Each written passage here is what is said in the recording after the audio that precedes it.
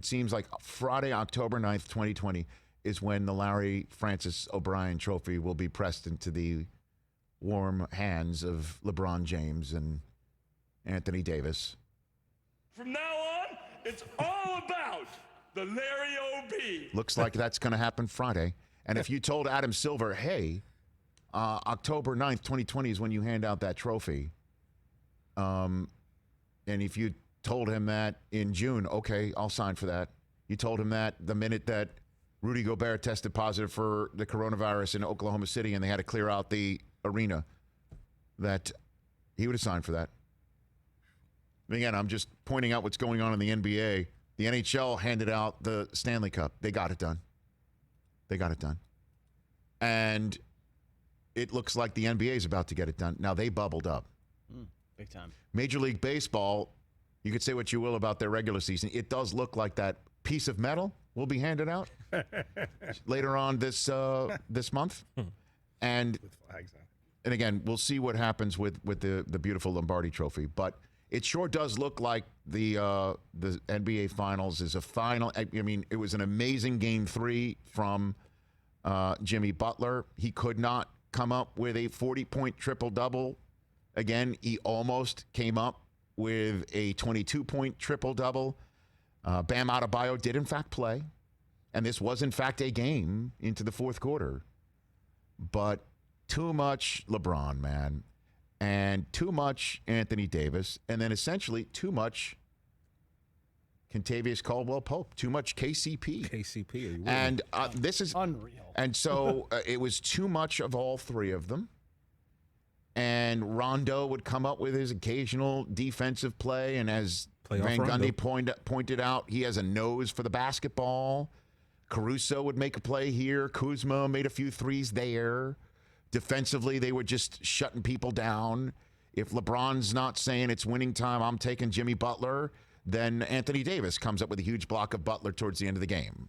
And then Rondo will shut somebody down. And then they'll force Duncan Robinson to have to bank one home to keep the game alive. And that's the way the Lakers play on defense and then crush you in their transition game. That's the Lakers that we saw in Game 4 last night. And there was one moment that we saw LeBron James after, I think, Anthony Davis made a back-breaking three to make it a three-possession game with just a handful of minutes left, of LeBron just scream, a primal, if you will, scream from LeBron, where he sensed the moment was arriving. He sensed the moment was arriving. And the moment in my mind is this. We all had our fun, and we all knew it was coming. The minute Anthony Davis told the New Orleans Pelicans he wanted out. The minute Clutch Sports, LeBron's agency, decided to get Anthony Davis as a client and vice versa. And interestingly enough, the third man from last night's contest, who's also a Clutch Sports client. KCP. Correct. And LeBron essentially was accused. That's the only way of calling it, because that's what LeBron is always in those lanes, being accused of messing with the general order of things with the New Orleans Pelicans. Remember, there was even a trade possibility that got scuttled, right? And it got leaked, and it made a mess of things in the locker room for the Lakers, leading to the whole dumpster fire where the Lakers didn't even make the playoffs in LeBron's first year, and Magic Johnson this and Magic Johnson that, and it was a mess, an absolute total mess. But not so much a mess now, is it? I mean, the ends justify the means? No doubt about it, to number 23. Oh, yeah. How's New Orleans doing?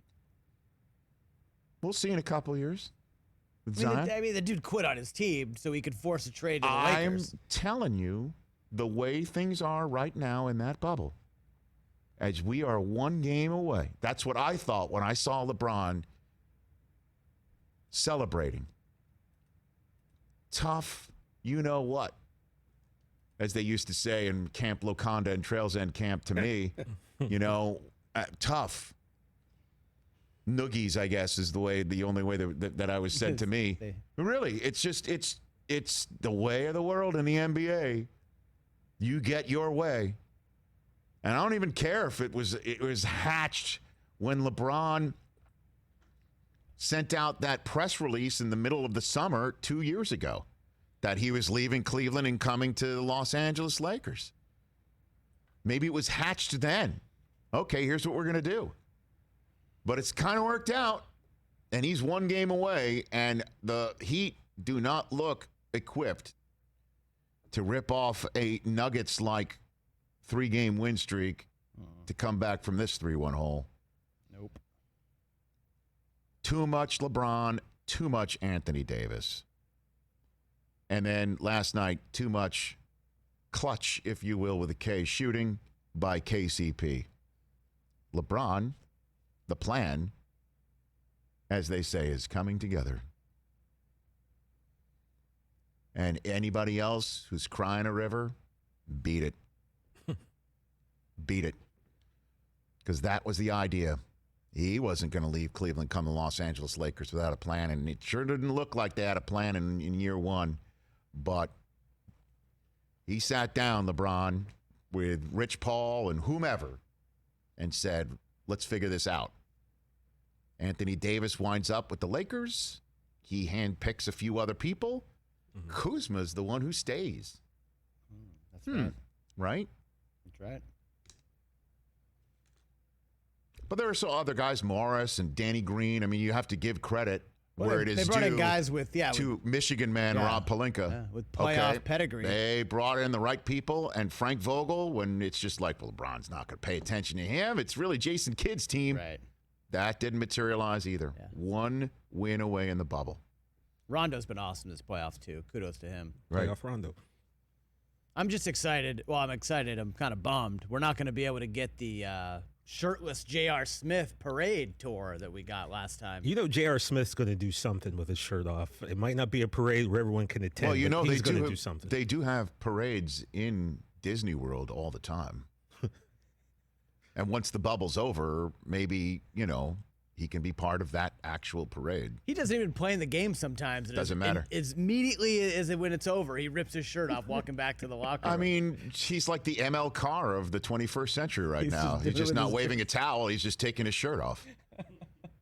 Hey, Rich, you remember Jeannie Buss was here before last season started? I do. I was doing the Green Room interview with her. There's a lot to talk about with her. She told me the key free agent signing that year was JaVale McGee. I'm just saying that's who. Well, I mean, he has been, and as you know, McGee. McGee has a role to play on this team, and he did last year. Look, man, she also came here and said Kobe, may he rest in peace, told her to be Khaleesi.